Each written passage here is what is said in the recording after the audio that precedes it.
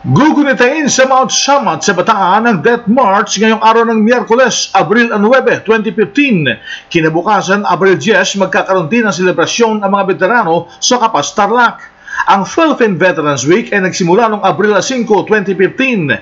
Sinundan ito ng pag-aali ng mga bulaklak sa Corregidor Island para sa mga Filipino-American na mga bayani ng ikalawang digmaang pandaigdig. Sa nasabing okasyon ay dumalo ang mga natitirang buhay na bayani, ang mga veteranong sundalo na nakaligtas sa Death March matapos sumuko sa Japanese Imperial Army, tulad ng isa sa pinakamatanda sa grupo na dating sundalo, si Ginoong Avelino Musot, 90 years old, na ngayon ay Regional President ng Region 11 Veterans Federation. Ikinuwento ni Musot ang kanyang malagim na karanasan sa panahon ng digmaan.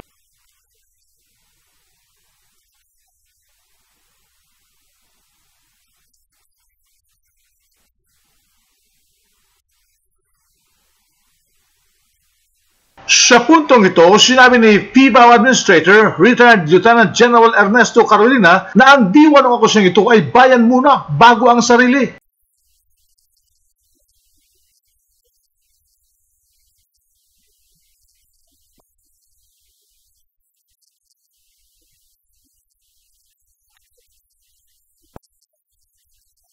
Yan ang DZRH News, RH 911 Bing Formento naglilingkod sa pagbabalita.